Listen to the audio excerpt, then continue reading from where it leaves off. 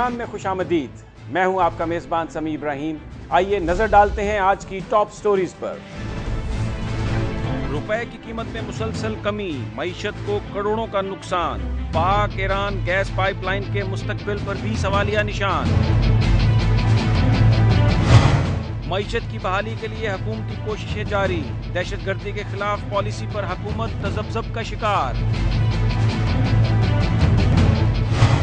سندھ میں کروڑوں کے واجبات معاف، لیکن اساتذہ کی تنخواہ کے لیے پیسے نہیں۔ ڈیرہ بگٹی کے بے گھروں کا احتجاج جاری، ایک بھوک ہڑتالی جاں بحق۔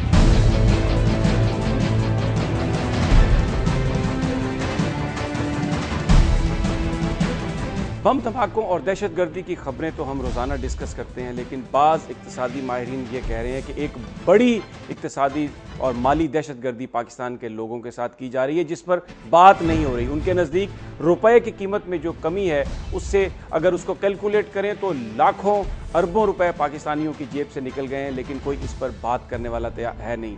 اسی طرح آئی ایم ایف کے ساتھ مذاکرات ہو رہے ہیں پاکستانیوں کے مستقبل کے حوالے سے، لیکن حکومت نے ابھی تک اعتماد میں لینے کی کوشش نہیں کی۔ اس کے علاوہ اور بھی خبر ہے اسلام آباد سے کہ اب پاک ایران گیس پائپ لائن جو منصوبہ ہے، اس کے مستقبل پر بھی سوالیہ نشان ہے، کیونکہ جو فنڈز اکٹھے کیے جا رہے تھے جی آئی ڈی سی کے تحت، اب گورنمنٹ ان کو ریشنلائز کر رہی ہے اور وہ 40 ارب روپے فیول پرائس کو ریشنلائز کرنے کے لیے استعمال کیے جائیں گے۔ یہ جو ساری اقتصادی اس وقت صورتحال ہے، اس پر گفتگو کے لیے ہمارے ساتھ موجود ہیں اقتصادی امور کے ماہر جناب ڈاکٹر سلمان شاہ صاحب۔ السلام علیکم ڈاکٹر صاحب۔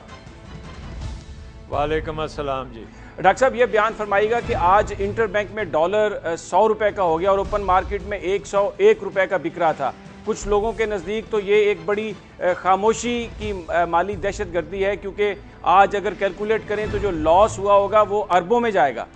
جی، 1 روپے کا اگر ڈفرنس پڑتا ہے، روپے کی قیمت اگر 1 روپیہ ڈالر کے مقابلے میں گرتی ہے تو 60 ارب روپے کا آپ کے قرضے جو ہیں وہ بڑھ جاتے ہیں، اور اس کے ساتھ ساتھ جو ان کی ڈیٹ سروسنگ ہے وہ بھی بڑھ جاتی ہے، اور مہنگائی میں ڈیفینیٹلی اس سے اضافہ ہوتا ہے۔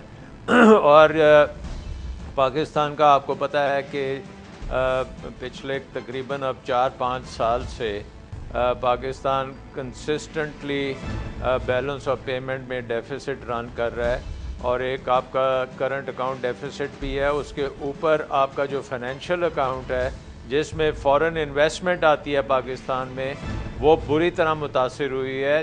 2007 میں وہ تقریباً 8 ارب ڈالر کی تھی، آج وہ آدھا ارب ڈالر بھی نہیں رہی۔ تو یہ چیزوں کو ہی درست کرنے کے لیے آپ کو اب ایک بہت مثبت طریقے سے اپنی اکنامک اسٹریٹجی بنانی پڑے گی، جس کو آپ کو بڑے پروفیشنل طریقے سے اور ٹرانسپیرنٹ طریقے سے امپلیمنٹ کرنا پڑے گا، کیونکہ اقتصادی نظام پاکستان کا اب برباد ہو چکا ہے، اور اس اقتصادی نظام کو آپ کو ری بلڈ کرنا پڑے گا، اور حکومت کے جو اخراجات ہیں، حکومت کی جو انٹرونشنز ہیں اکانومی میں، وہ ختم کرنی پڑیں گی، اور ایک مارکیٹ میکنزم صاف شفاف بنانا پڑے گا، جس کے ذریعے ہمارے ملک میں یہ ریسورس ایلوکیشنز بھی ہوں گی، اور اس کے بیسس کے اوپر انویسٹمنٹ بھی ہوگی، اور فورن انویسٹمنٹ بھی آئے گی۔ اور میرے خیال میں یہ آئی ایم ایف کا پروگرام جو ہے، اس لیے ہمیں ایک کڑوی گولی لینی پڑ رہی ہے کہ اگر یہ پروگرام ہم کامیابی سے کر لیتے ہیں تو پھر ہمارے ملک میں انویسٹمنٹ کلائمیٹ کے پاسبلٹیز دوبارہ سے اجاگر ہونی شروع ہوں گی، اور یہ روپے کی قیمت میں پھر ایک جو اسٹیبلٹی آئے گی، اور ہو سکتا ہے وہ بہتری کی طرف یہ بیان فرمائیے گا کہ ابھی یہ جو جس طرح آپ نے کہا، کلیہ بھی بتایا کہ 1 روپے کی قیمت سے اتنا ہمارا جو بڑھ جاتا ہے قرضہ بھی، یہ بیان فرمائیے گا پھر جو حکومت نے فگرز دیے ہیں، اگر یہ ڈالر کی پرائس اور بھی زیادہ بڑھتی ہے، روپے کی قیمت میں کمی آتی ہے، تو بڑا مشکل ہوگا جو حساب کتاب بجٹ میں حکومت نے پیش کیا، تو یہ تو پھر ہم کوئی بہتری کی جانب تو نہیں جا رہے۔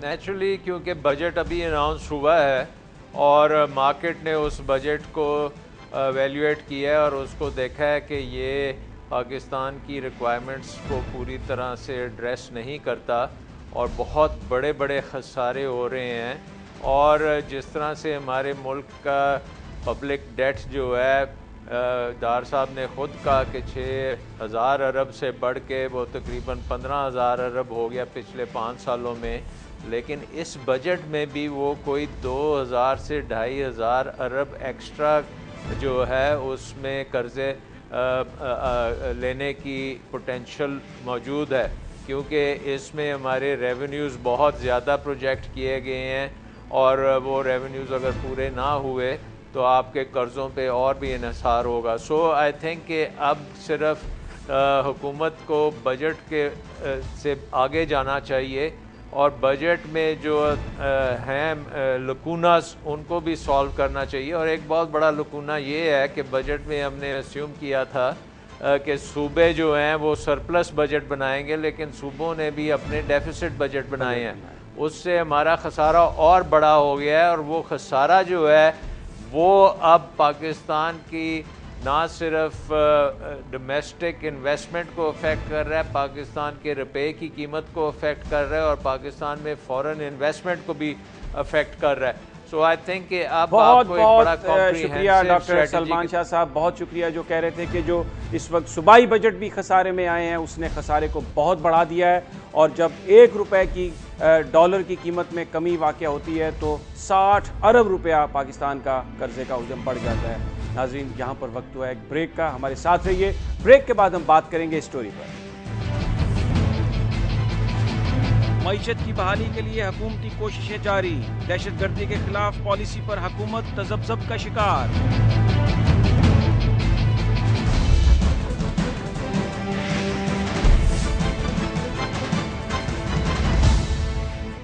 موجودہ حکومت سے عوام کو توقع ہے کہ ایک تو جو پاکستان کی کمزور معیشت ہے اس کو اپنے پاؤں پر کھڑا کرنے کے لیے فیصلہ کن اقدامات کیے جائیں گے، اور دوسرا جو اہم معاملہ حکومت کے سامنے ہے وہ دہشت گردی کے خلاف جنگ۔ توقع کی جا رہی ہے کہ دہشت گردی کے خلاف جنگ سے نکلنے کے لیے حکومت ایک مضبوط اور مربوط پالیسی دینے میں کامیاب ہوگی، لیکن اس وقت جو صورتحال ہے ایسا لگ رہا ہے کہ ان دو ترجیحات میں سے حکومت جو معاشی محاذ ہے اس پر تو انہوں نے اپنی کارروائی شروع کر دی ہے، وزیراعظم چائنا کے دورے پر بھی گئے ہیں، IMF سے بھی مذاکرات ہو رہے ہیں، لیکن دہشت گردی کے خلاف جنگ کے معاملے پر غالباً ابھی حکومت کسی کنفیوژن کا شکار نظر آتی ہے، اور حکومت کی جو توجہ ہے ساری کی ساری وہ معیشت کو بہتر کرنے پر ہے۔ لیکن کچھ لوگوں کا خیال ہے کہ اگر دہشت گردی کے خلاف جنگ کے لیے کوئی مضبوط حکمت عملی اختیار نہیں کی گئی تو معیشت میں بہتری کی کوششیں کامیاب نہیں ہو سکتی، کیونکہ اس وقت جو حالات ہیں اس میں افغانستان میں ایک امپورٹنٹ ٹرانزیشن ہونے جا رہی ہے، اور کابل سے جو بیانات آ رہے ہیں اس میں پاکستان کی اسٹیبلشمنٹ، پاکستان کی حکومت پر الزامات لگائے جا رہے ہیں۔ اس ساری صورتحال پر بات کرنے کے لیے آج ہمارے ساتھ موجود ہیں آرمی کے سابق سربراہ جنرل ریٹائرڈ مرزا اسلم بیگ صاحب۔ بیگ صاحب، اس وقت ایک ہمیں نظر آ رہا ہے کہ کوئی دہشت گردی سے نپٹنے کے لیے، اس پوری دلدل سے نکلنے کے لیے ایک جو مربوط پالیسی کی بات کی جا رہی تھی وہ کچھ حکومت تذبذب کا شکار نظر آ رہی ہے۔ دیکھیے، جسے ہم دہشت گردی کہتے ہیں یہ دہشت گردی نہیں ہے، بلکہ دراصل اس کا جو مرکزی جو سوچ ہے وہ جنگ آزادی ہے افغانستان کے لوگوں کی، جو پچھلے 33 سالوں سے جاری ہے۔ یہ مغربی دنیا ہے جو اس کو دہشت گردی کہتی ہے، اور اسی غلط سوچ کے نتیجے میں آج ہم بھی اور وہ بھی جنہوں نے کہ افغانستان پہ حملہ کیا، قبضہ کیا، وہ بھی آج مشکلات سے دوچار ہیں۔ تو ذرا یہ سوچتے ہیں کہ یہ جو دہشت گردی جس کو ہم کہتے ہیں، یہ جنگ جو ہمارے علاقے میں آ کے دہشت گردی بن گئی ہے، اس کے عوامل کیا ہیں؟ پہلی چیز تو یہ ہے کہ اب آپ نے دیکھا کہ ابھی تک حکومت پاکستان یہ کہتی رہی کہ پاکستان حکومت کی مرضی نہیں ہے ان حملوں میں، ڈرون حملوں میں، لیکن ابھی کل افغانستان فوج کے جو سربراہ ہیں انہوں نے کہا کہ یہ پاکستان کی مرضی سے یہ حملہ ہو رہا ہے۔ اس سے پہلے بھی جو اساف کمانڈر ہیں وہاں پہ، انہوں نے بھی یہی بات آج سے کوئی 4 ماہ پہلے کہی تھی۔ آپ کو اگر یاد ہو تو جنرل مشرف کے دور میں جنرل مشرف نے ایک دفعہ ان قبائلیوں کو آگاہ کرتے ہوئے یہ کہا تھا کہ دیکھو، تم کو پتہ نہیں چلے گا کہ کہاں سے रॉकेट आया और तुम्हारे सरों पर गिरा। उनको मालूम था कि किस हिकमत अमली के तहत जो है ये ड्रोन हमले होते रहेंगे और इसके क्या नताइज निकलेंगे।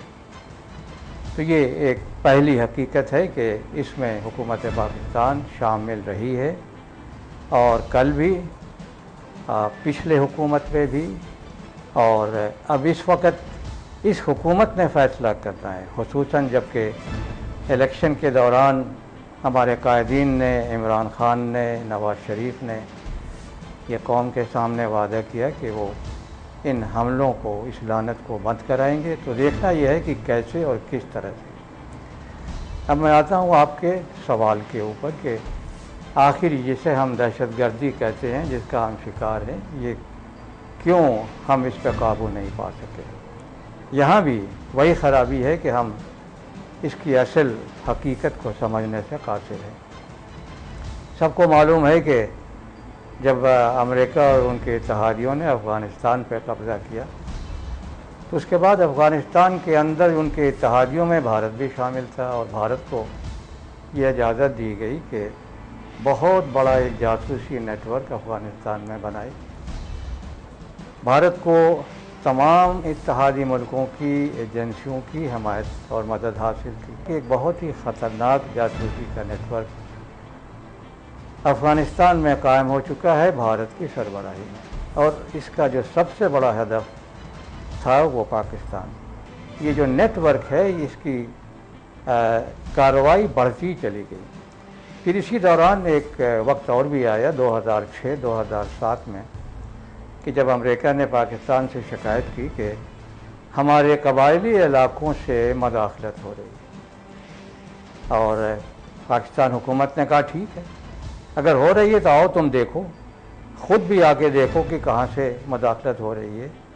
तो इस सहूलत के पीछे अमेरिका ने जो फ़ायदा उठाया कि उसकी CIA के लोग, यहाँ तक कि मरीन्स खुलेआम हमारी सरहदों पे फिरते रहे, ये देखते रहे कि कहाँ से मदाखलत होती है। मदाखलत एक हकीकत है जिसको न माजी में रोका जा सका, न इन 12 सालों में रोका जा सका। अब हम इसको किस तरह रोक सकते हैं, सवाल ये पैदा होता है।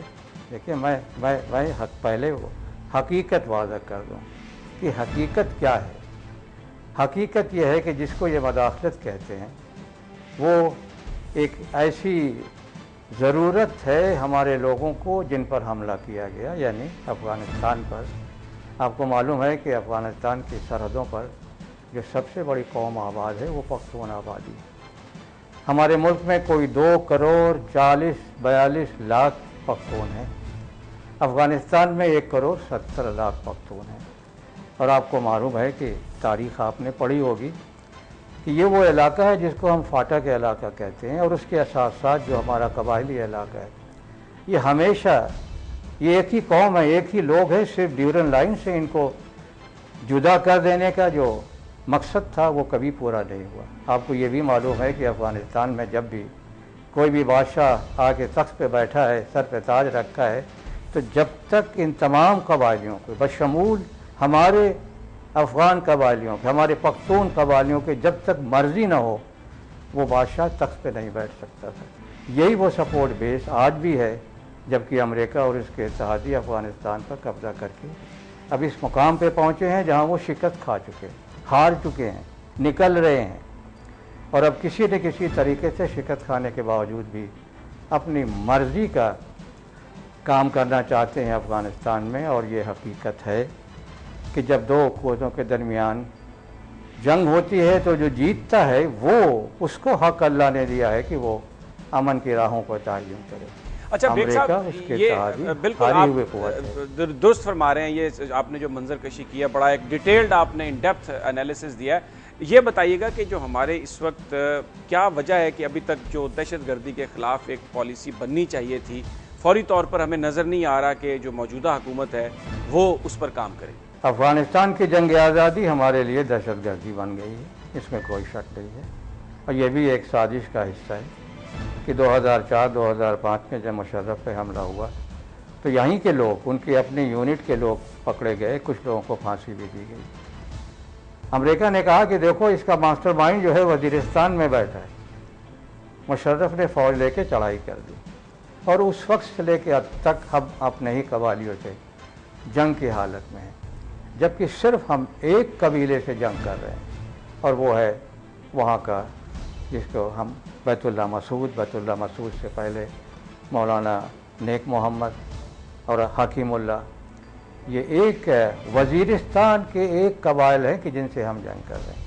तो इसका अब हल यही है कि जो हमारे सियासतदानों ने इलेक्शन से पहले APC बुलाई और उसका एलामिया यही जारी हुआ कि अब हमें इन लोगों से बैठ कर के मज़ाकरात करने हैं, मज़ाकरात ही वाहिद हल है। जैसे आपने खुद भी फरमाया, इस वक्त काबुल से जो बयानात आ रहे हैं उनके, उसमें तो पाकिस्तान को मुर्द इल्ज़ाम ठहराया जा रहा है और कहा जा रहा है कि ये जो सारे मुज़ाकरात नाकाम हो रहे हैं तालिबान के साथ, उसमें भी पाकिस्तान का हाथ है और अगर पाकिस्तान चाहे तो ये जंग 2 हफ्तों में ख़त्म हो सकती है। जी, ये अफ़गानिस्तान हुकूमत की आवाज़ शिकस्त है। वो समझते हैं कि अब उनका कोई पूछने वाला नहीं होगा जब वहाँ से अमेरिका और इसके इत्तेहादी चले जाएंगे। तो वो अपना हवास खो बैठे हैं और बेवजह बेसबब इल्ज़ामात पाकिस्तान पे लगा रहे हैं कि देखो ये वो इलाका है कि जहाँ से दुनिया इस्लाम की मदाफ़ती क़ुव्वत उठी है, उसका ये मरकज़ है और हम उस मरकज़ के इलाके में आते हैं। हमें सोच समझ के अब कदम आगे बढ़ाना है, इनसे अपने मामलात को तय करना है। यही वो लोग हैं जो 1947 में जिन्हें कायद-ए-आज़म ने हमारी सरहदों की हिफाजत की ज़िम्मेदारी दी थी, वहाँ से सारी फ़ौज वापस बुला ली थी। ये उनका विज़न था कि जिस विज़न को आज तोड़ने की कोशिश है। इनको लड़ाओ, हमारे लिए, पाकिस्तान के लिए अपनी मगरबी सरहदों पर एक नया महाज खुल जाए और मशरक़ी सरहदें हमारी जो है वहाँ मुख्तलिफ़ किस्म के हालात पैदा हों। ये बयान फरमाइएगा, पाकिस्तान में भी पेंडोरा बॉक्स खोलने की कोशिश की जा रही है, मुशर्रफ साहब के ख़िलाफ़ मुकदमे की बात भी हो रही है। आप समझते हैं कि ये मौका उस मुकदमे के लिए, उसको चलाने के लिए ये मुनासिब है? ये गलत वक्त है। पेंडोरा बॉक्स खुलता है, खुले, लेकिन मैं तो कह रहा हूँ कि बहुत बड़ा पेंडोरा बॉक्स खोलने की ज़रूरत है। अयूब खां के दौर से लेकर अब तक कि 4 दफ़ा जो शबखून मारा गया है जमहूरियत पे, आखिर वो भी तो मुजरिम है। उनके साथ बड़े बड़े लोग शामिल हैं, हमारे जजेस, हमारे सियासतदान, टेक्नोक्रेट, कितने लोग हैं जिन्होंने मिल के इक़्तिदार के मज़े लूटे हैं, मुल्क को जमहूरियत से दूर किया है। बहुत शुक्रिया असलम बेग साहब, जो कह रहे थे कि ये वक्त नहीं है इस किस्म के ट्रायल का, क्योंकि इससे बहुत तवज्जो हटेगी और कई हज़ारों गरीबों के जो मुकदमात हैं उनको टाइम नहीं मिल सकेगा। लेकिन इसके साथ साथ उनका ये भी कहना था कि इस वक्त दुनिया की ये कोशिश है, ये साजिश है कि वो हमें लड़ाए, और जो कायद-ए-आज़म का विजन था जो उन्होंने फाटा के कबाइल के हवाले से दिया था कि ये वो लोग हैं जो पाकिस्तान की सरहदों की हिफाजत करेंगे। इसलिए बहुत ज़रूरी है कि पाकिस्तान की हुकूमत एक मरबूत पॉलिसी बनाए और वहाँ पर लड़ाई की बजाय मज़ाकरात के ज़रिए मामलात को हल किया जाए। नाज़रीन, यहाँ पर वक्त हुआ एक ब्रेक का, हमारे साथ रहिए। ब्रेक के बाद हम बात करेंगे इस स्टोरी पर। सिंध में करोड़ों के वाजिबात माफ, लेकिन असातिज़ा की तनख्वाह के लिए पैसे नहीं।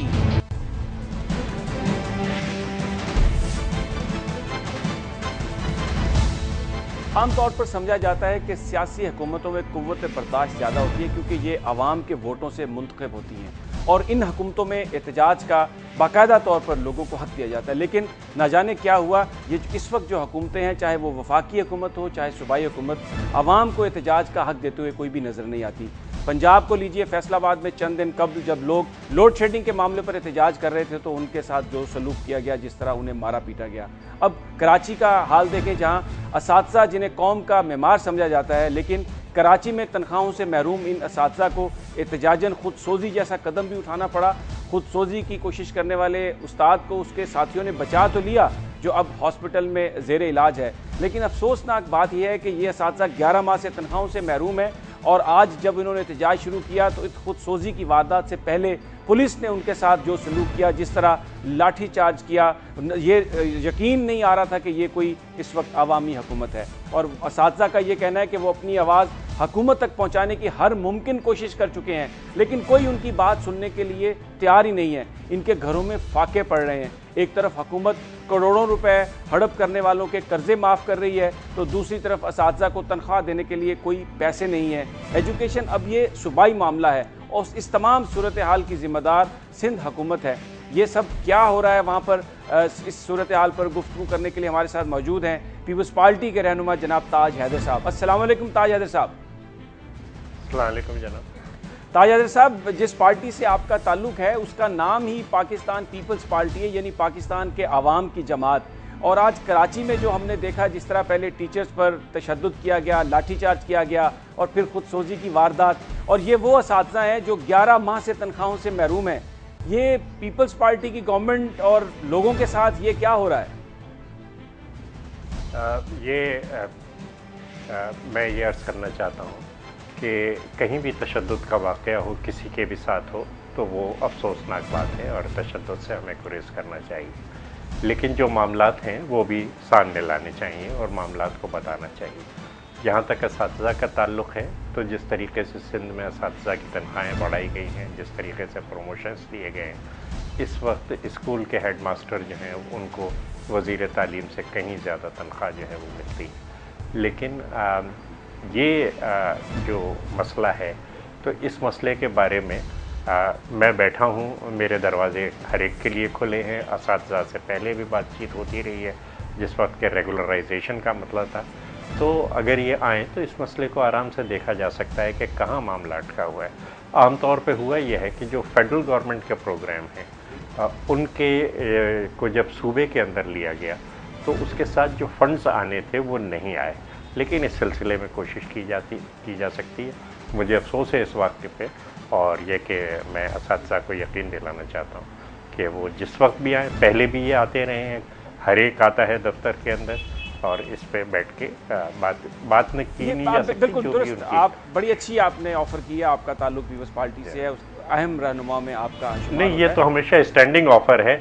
یہ آج پہلی دفعہ مجھے پتہ چلا ہے کہ اس قسم کا کوئی مسئلہ ہے۔ اچھا، کسی نے ایک ایس ایم ایس تک مجھے نہیں بھیجا۔ درست فرما رہے ہیں آپ۔ یہ بیان فرمائیے گا کہ ہم اس ٹینڈنسی کی بات کر رہے ہیں کہ وہی ہتھ کنڈے جو ایسی حکومت جس کی بنیاد آمریت ہے وہ استعمال کرتی ہے جب کوئی احتجاج کرتا ہے، اور بالکل اسی طرح ہم دیکھتے ہیں کہ سیاسی حکومتوں کے زمانے میں بھی لوگوں پر اس طرح سے لاٹھی چارج کیا جاتا ہے۔ یہ اب بیان فرمائیے گا کہ یہ کیا وجہ ہے؟ وہ سیاستدان جب اپوزیشن میں ہوتے ہیں تو وہ عوام کی مظلومیت کا ذکر کرتے ہیں، پیپلز پارٹی کے رہنما ہمیشہ جب بھی بات ہوتی ہے تو اپنی اس سٹرگل کا ذکر کرتے ہیں جس میں انہوں نے کوڑے بھی کھائے، لاٹھیاں بھی سہیں، لیکن اب جب ان کی حکومت ہے تو کراچی کی سڑکوں پر وہی لاٹھی چارج، اس کی کچھ کامنٹ فرمائیں گے؟ میں آپ سے عرض کروں کہ سیاستدان کوئی بھی ہو، وہ دائیں بازو کی جماعت کا ہو یا انتہا پسند ہو یا ترقی پسند ہو، وہ کبھی یہ نہیں کہے گا کہ اس قسم کے تشدد کیے جائیں یا کچھ کیے جائیں۔ ریاستی ڈھانچہ ایک طویل عرصے سے عوام دشمن رہا ہے اور عوام کو کچل کے ریاست چلتی رہی ہے، خاص طور سے فوجی حکومتوں میں، اور ایک یہ بھی پرابلم آ گئی ہے کہ تھوڑے سے خوف زدہ بھی ہیں، تو ذرا سا بھی اگر بہانہ ہوتا ہے تو پھر وہ کنٹرول میں نہیں رہتے۔ لیکن میں وزیر اعلیٰ سے یہ بھی میں نے آج گزارش کی ہے کہ اس میں اگر کسی افسر کی طرف سے کوئی زیادتی ہوئی ہے اور یا یہ کہ اپنے جو اختیارات ہیں اس سے وہ آگے گیا ہے، تو اس کو ہمیں خصوصی طور پہ دیکھنا چاہیے، کیونکہ ریاستی ڈھانچے کا رخ عوام کی خدمت کی طرف کرنا بہت ضروری ہے، اور ریاستی ڈھانچے میں آپ سے یہ کہوں گا اساتذہ بھی شامل ہیں، اور اساتذہ سے گزارش یہی ہے کہ وہ بھی عوام کی خدمت کو ترجیح دیں۔ تاج حیدر صاحب، ایک اور معاملہ اس وقت، کیونکہ 3 صوبوں میں 3 مختلف جماعتوں کی حکومت ہے اور یہ سمجھا جا رہا ہے کہ جو اگلا الیکشن ہے پرفارمنس بیسڈ ہوگا اور لوگ بڑے غور سے دیکھیں گے جماعتوں کی پرفارمنس کو، اس پر بھی مجھے آپ کا کمنٹ چاہیے کہ یہ بھی کچھ خبریں ہیں کہ سندھ میں جو ہیسکو اور سیپکو یعنی حیدرآباد اور سکھر کے جو ایریا الیکٹرسٹی بورڈ ہیں انہوں نے تقریباً 25 ارب روپے کے جو بل تھے ان کو رائٹ آف کیا ہے، وہاں پر لائن لاسز بھی بہت زیادہ ہیں، تھیفٹ بھی، تو کیا آپ یہ نہیں سمجھتے کہ یہ ایک بڑا سٹگما ہوگا کہ وہ لوگ جنہوں نے پیسے بھی نہیں دیے، امیر لوگ، بڑے لوگ، ان کو پیسے معاف کر دیے گئے ہیں، جبکہ غریب آدمی جس کے گھر اگر 500 روپے یا 1000 روپے کا بجلی کا بل بھی آئے تو اس کی بجلی کو کاٹ دیا جاتا ہے؟ یہ ڈی کے باہر سے گول مارنے کی کوشش کی جاتی ہے۔ یہ جو 25 ارب روپے کا معاملہ ہے یہ اوور بلنگ کا ہے، اور یہ اسٹریٹ لائٹنگ کے سلسلے میں ہے کہ جو حکومت سندھ کو بل دیا گیا تھا اسٹریٹ لائٹنگ کے سلسلے میں وہ کہیں زیادہ تھا۔ اچھا، میں خود اس کو فالو کر رہا تھا، سید مراد علی شاہ ہمارے محترم وزیر خزانہ تھے، انہوں نے یہ پورا کیس بنایا تھا اور انہوں نے کیس کے اندر بات یہ رکھی تھی کہ جناب اگر سندھ کی ہر سڑک پہ ہر بلب 24 گھنٹے چلتا رہے تو کتنے یونٹ وہ خرچ کرے گا اور ان یونٹس کا کتنا بل ہوگا. کہ لگے وہ آپ ہم سے لے لیجئے. ہر چند کے سندھ کی جن سڑکوں پہ کبھی بلب جلتا بھی ہے تو وہ 10 میں سے 1 بلب جلتا ہے, یا جس وقت لوڈ شیڈنگ ہوتی ہے اس وقت بلب جلنے کا سوال ہی نہیں آتا. لیکن انہوں نے جو کیلکولیٹ کیا ان کا جی آپ ہمیں بتائیں کہ کتنا بل ہے, اور اس کے بعد اس طریقے سے کیلکولیٹ کر لیں کہ ہم 24 گھنٹے بجلی جلا رہے تھے اور ہمارا ہر بل کام کر رہا تھا, ہمارا ہر بلب کام کر رہا تھا, تو کتنی انرجی کنزمپشن ہے اور اس کے کتنے پیسے آتے. اب ظاہر ہے کہ یہ بات ایسی تھی کہ جس پہ کوئی انکار نہیں کر سکتا تھا. تو یہ رائٹ آف نہیں ہے, یہ سیٹلمنٹ آف بلز ہے. پھر وزیر اعلیٰ سندھ نے کوئی 53 بلین کے گورنمنٹ آف سندھ کے اوپر انہوں نے ڈیوز نکالے ہیں. وزیر اعلیٰ سندھ نے اپنی بجٹ تقریر کے اندر بھی یہی کہا کہ آپ بیٹھ کے حساب کر لیجئے کہ کتنے بنتے ہیں, اور جتنے بنتے ہیں وہ ہم فوری طور پہ ادائیگی اس کی کرنے کے لیے. اچھا چلیں, یہ تو سیٹلمنٹ کا معاملہ تھا, لیکن ایک اور میں آپ سے آپ کا کمنٹ چاہوں گا کیونکہ وقت کم ہے. یہ بیان فرمائیے گا کہ اب لوکل باڈیز الیکشنز کی بات ہو رہی ہے, تو جو ضیاء الحق صاحب نے تجویز کیا تھا 1979 کا فارمولا, جس میں سارے کا سارا کنٹرول سرکاری افسران کے ہاتھ میں ہوتا ہے, یعنی ایک کمشنر جو ہے وہ کراچی کا وہ بجٹ مسترد کر سکتا ہے جو عوام کے الیکٹڈ نمائندوں نے بنایا ہوگا.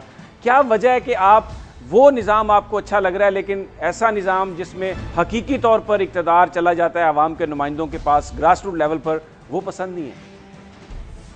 میں بار بار اس چیز کی وضاحت کرتا رہا ہوں میڈیا پہ کہ دو یہ الگ الگ چیزیں ہیں. ایک ہے ہمارا ریونیو ایکٹ, اس ریونیو ایکٹ کے تحت کمشنر, ڈپٹی کمشنر یہ تمام کے تمام آتے ہیں اور ہماری انتظامیہ آتی ہے.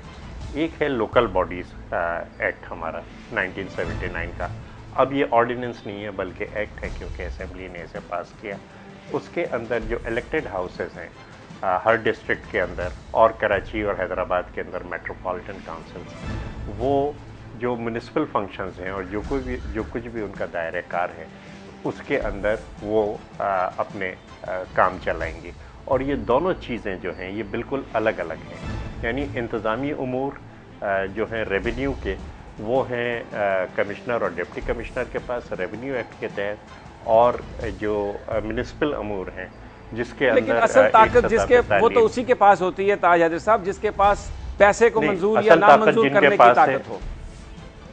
جی نہیں, پیسے منظور یا نامنظور نہیں ہوتے. ہم نے 32 بلین لوکل گورنمنٹس کے لیے اس بجٹ کے اندر رکھے ہیں اس سال, اور ہمارا جو پروونشل فائننس کمیشن ہے وہ ان 32 بلین کو تقسیم کرے گا.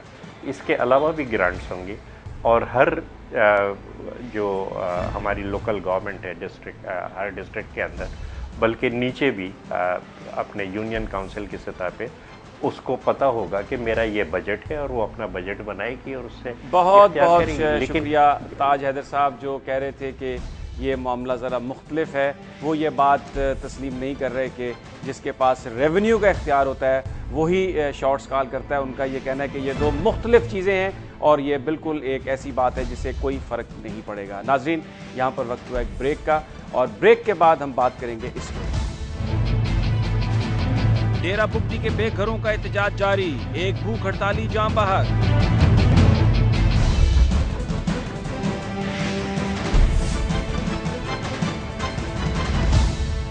اسلام آباد میں ڈیرہ بگٹی سے بے دخل ہونے والوں کی علامتی بھوک ہڑتال میں ایک شخص جاں بحق ہو گیا ہے. ان بھوک ہڑتالیوں کا مطالبہ ہے کہ انہیں ڈیرہ بگٹی میں ان کے گھروں میں واپس جانے دیا جائے. وزیر اعظم نواز شریف نے انتخابات سے قبل وعدہ کیا تھا کہ وہ ان بے گھروں کو اپنے گھر واپس جانے کے لیے فوری اقدامات کریں گے.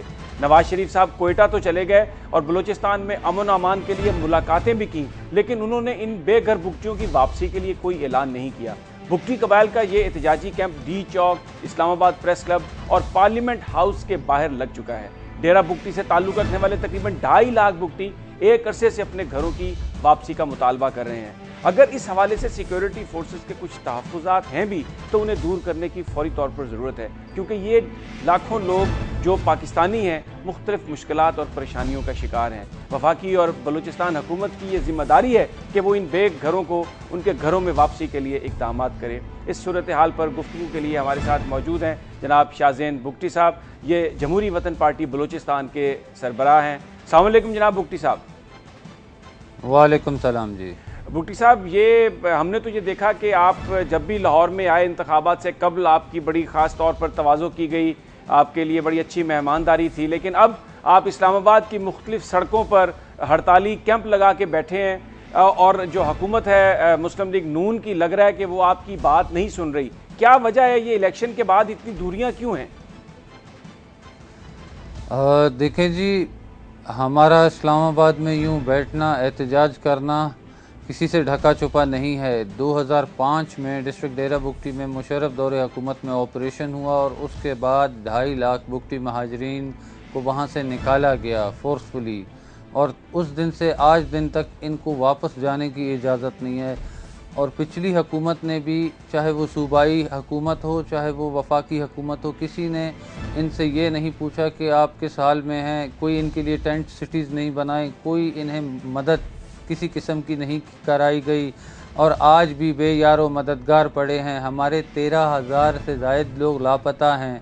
اس کے علاوہ مسک شدہ لاشوں کے تحفے ہمیں ہمیشہ ملتے رہتے ہیں۔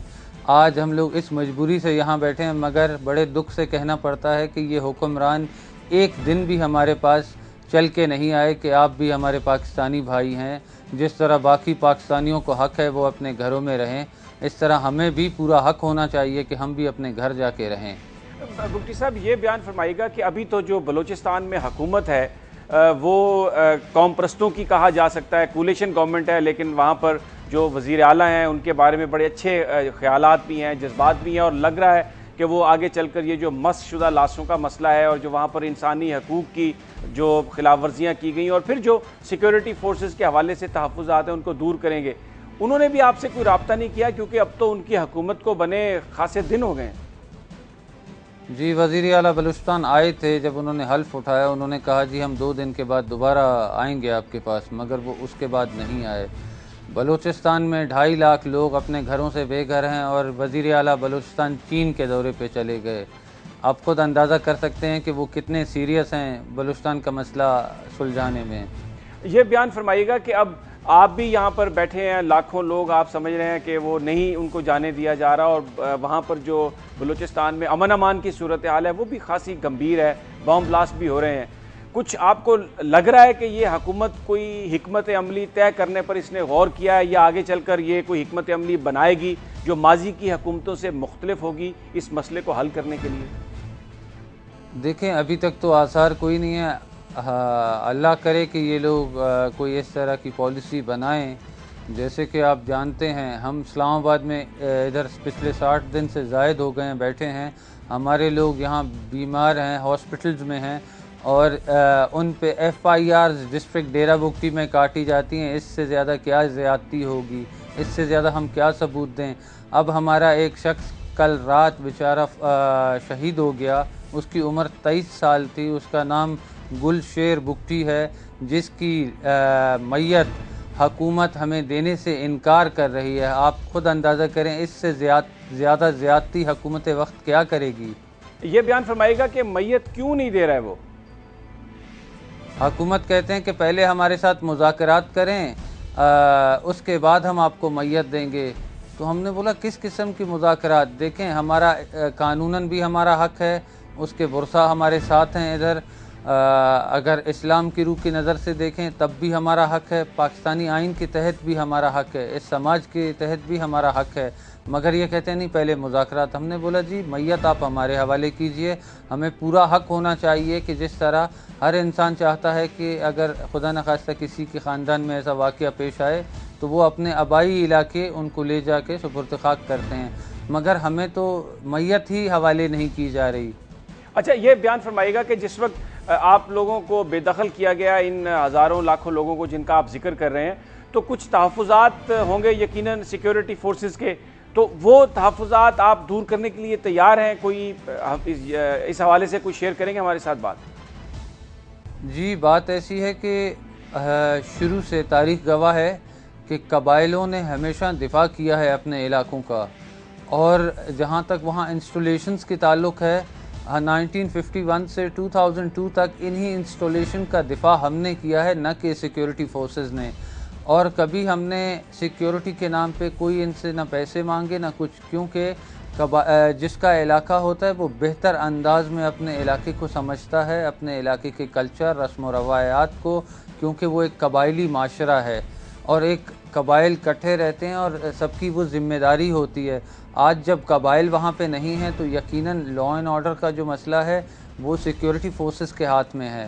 اور وہاں ہمارے گھر پہ بھی آج نواب اکبر بگٹی کے قلعے میں سیکیورٹی فورسز بیٹھے ہیں جس کی کوئی جسٹیفیکیشن نہیں ہے.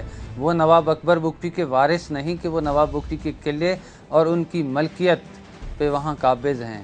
بہت بہت شکریہ شاہ زین بگٹی صاحب، جو یہ کہہ رہے تھے کہ وہ معاملات کو حل کرنے کے لیے جو تمام قبائل کو معافی دینے کے لیے تیار ہیں، اور ان کا یہ کہنا تھا کہ وہ جو اسٹیبلشمنٹ ہے اس کے ساتھ بھی معاملات کو طے کرنے کے لیے تیار ہیں. لیکن یہ نہایت ایک افسوسناک واقعہ تھا کہ اسلام آباد جو پاکستان کا دارالخلافہ ہے، وزیر اعظم ہاؤس سے چند منٹس کی مسافت پر ایک 23 سالہ نوجوان جو بھوک ہڑتال کیے ہوئے تھا، علامتی بھوک ہڑتال تھی، اس نے دم توڑ دیا. لیکن جس وقت وہ بھوک ہڑتال پر تھا کوئی اس سے پوچھنے کے لیے نہیں آیا، کوئی اس کی خیریت معلوم کرنے کے لیے نہیں آیا.